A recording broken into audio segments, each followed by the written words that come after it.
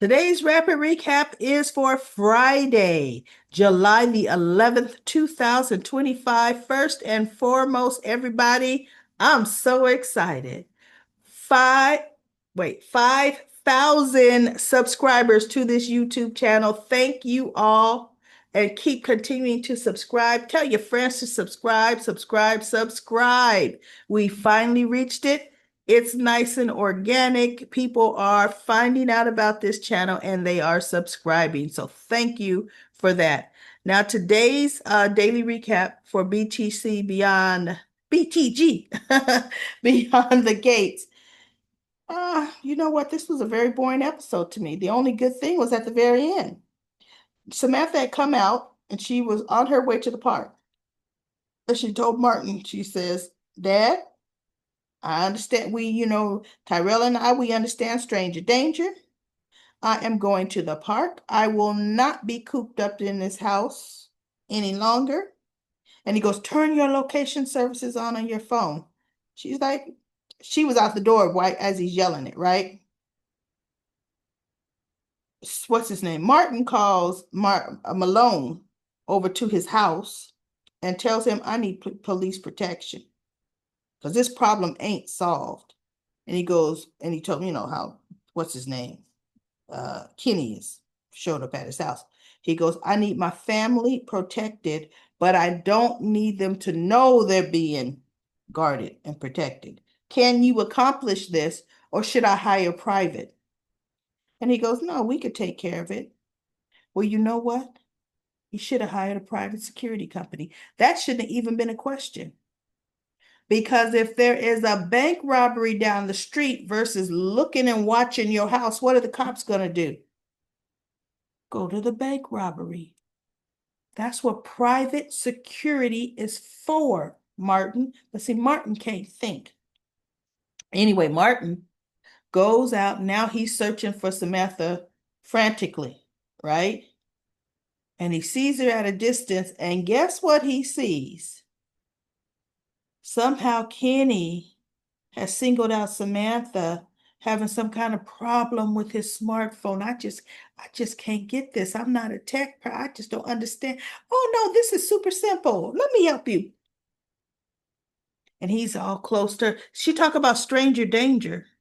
Chick, you don't understand nothing. You are in the freaking park. I don't see nobody else around. And you with this old man, and I'm saying old man because this is a teenage girl. You alone, and look at it in the picture on the right. She's trying to show him on his phone, but she's leaned, showing him, and he's leaned over close to her. I'm so glad I met you, he said. Martin sees this at a distance. So tomorrow Martin's going to get over there and he should kick Kenny to the curb. He should beat his behind, right? But you want to know who I blame for this? Martin. There is no reason that he didn't tell his family the truth. Samantha and Tyrell can't fathom what he's tripping out on because they don't know what Kenny has done. And rightfully, and Martin didn't even present it in such a manner that this guy is he could have even said a stalker, politician stalker. He's been sending threats. And he says he's going to come after my family. But they've been so vague, the police have had a hard time catching him, right? Don't have enough evidence, but showing both pictures. Because I could tell you this right now. If Tyrell came up to the park and saw that, even naive Tyrell would be, hold up. That's my little sister who don't even like chess. What you doing talking to her, Kenny? See,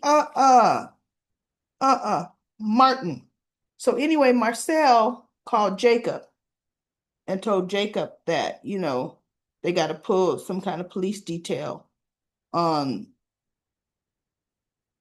Malone called Jacob, the detective Malone, on Martin's family.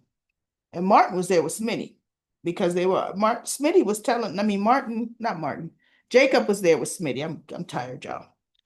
And Jacob was already telling Smitty that pretty much they could not collaborate on anything else anymore because this thing seems to be taking a turn where lines might be blurred. And ultimately, bottom line, Jacob is a detective and he is bound to uphold the law.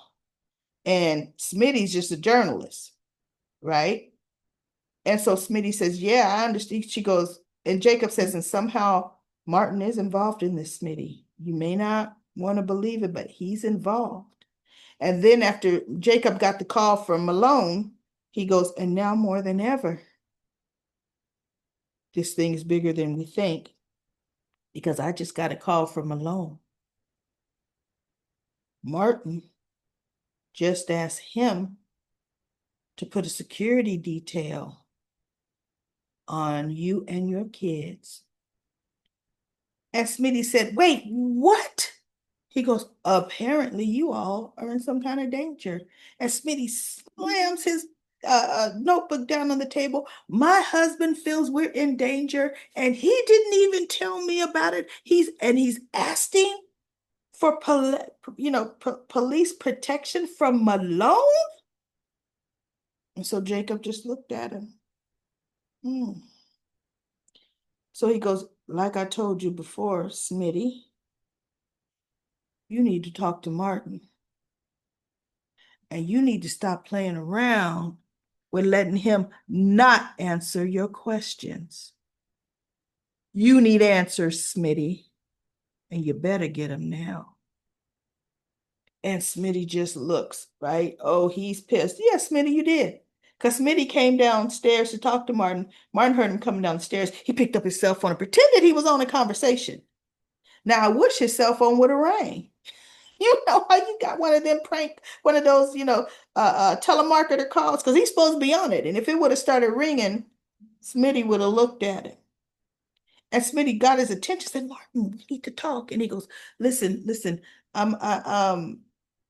okay. Wow, it's that serious, huh?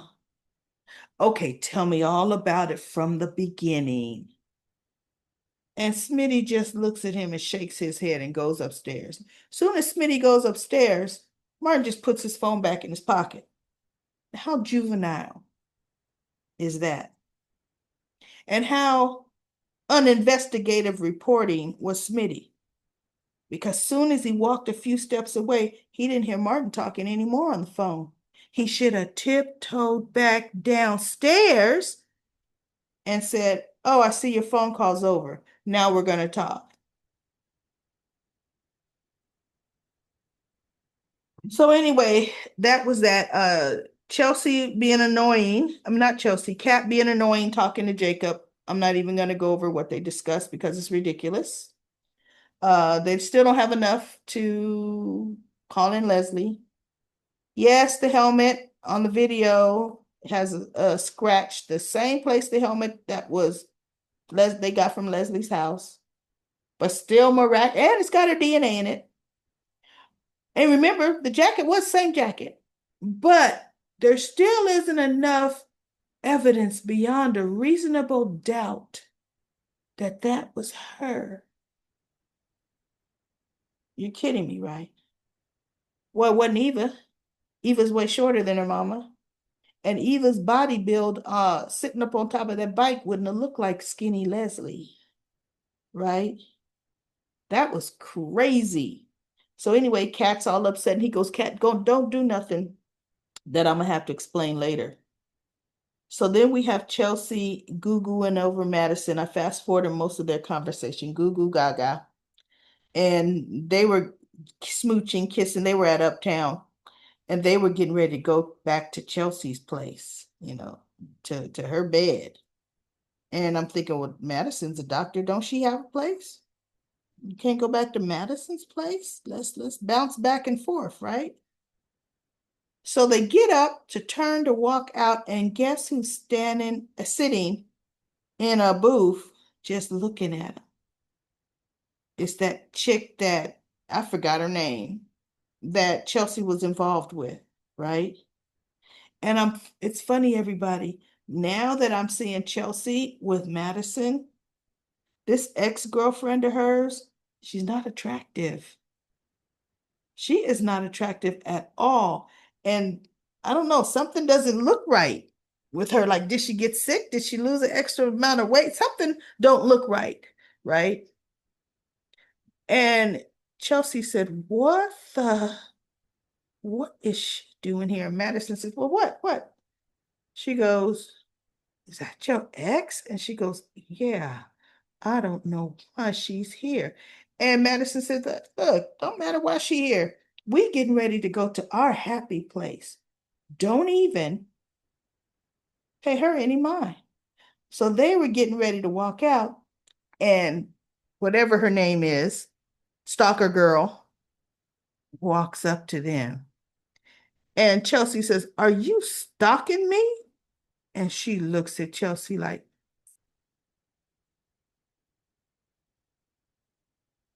you know, I want you. You know it. See, how you play people like that is how you play people like Leslie. You do not stop. Just because the chick got up and walked over to you, you two were on your way out.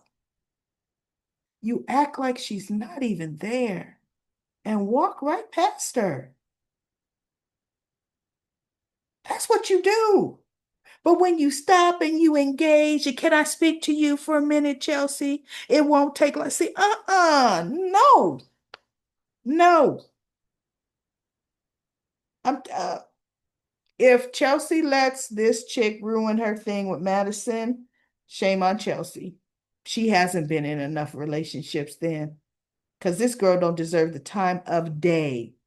So we'll see what happens with that next week. That is crazy.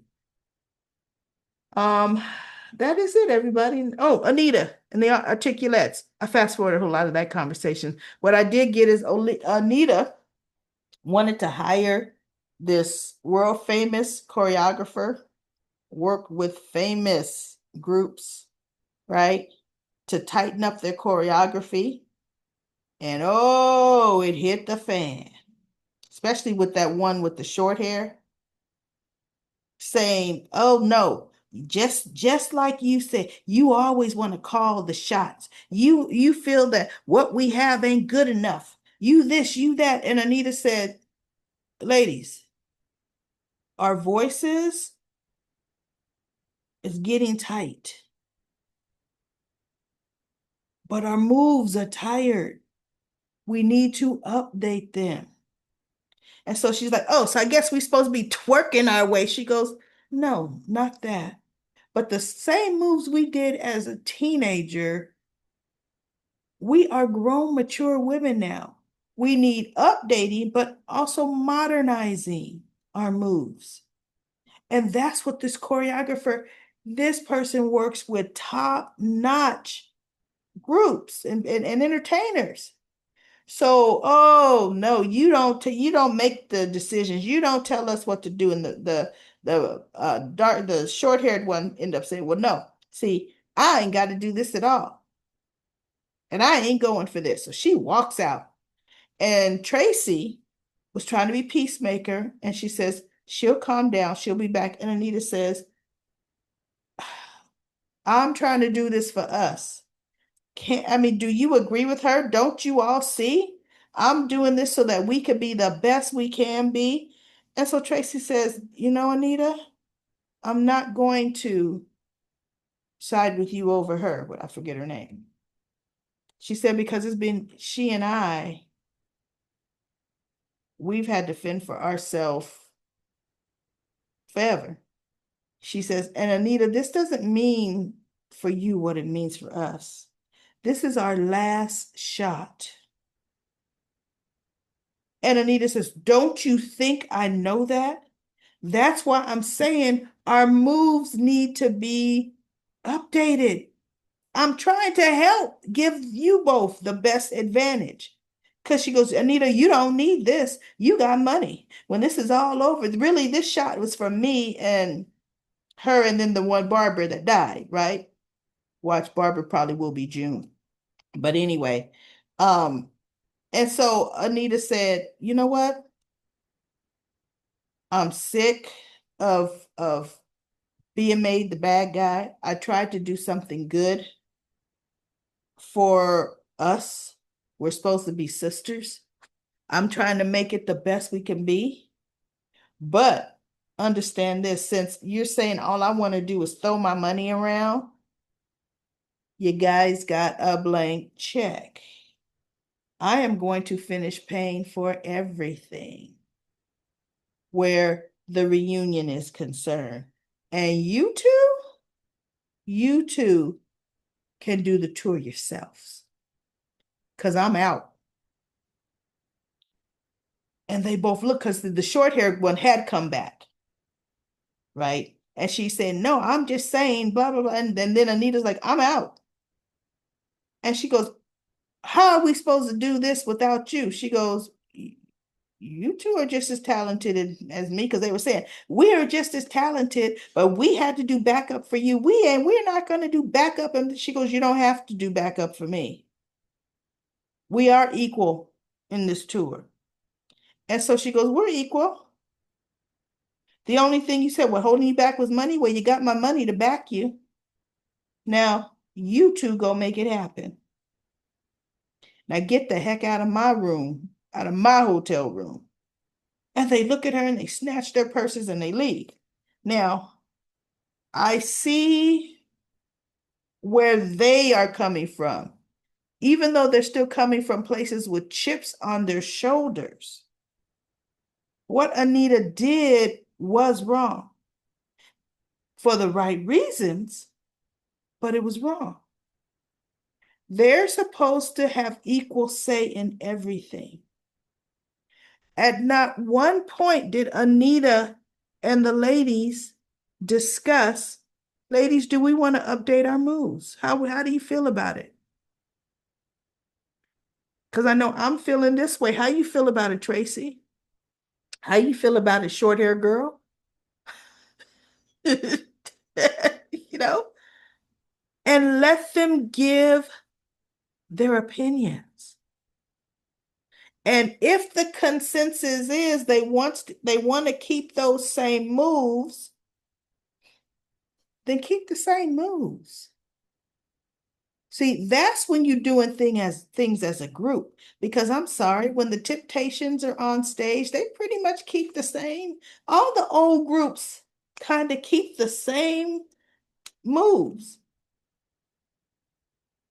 Now, your independent, your solo artists, they will, even though they're older, they do kind of modern it up a bit, right? A little bit. So Anita was right. They can't shebop shabop, or it'll look boring and outdated. You can still see an older group, but still got some new sway to them, right? Yeah, we got it, right? Something. But she went and made a unilateral decision, and that choreographer was supposed to start with them later that day.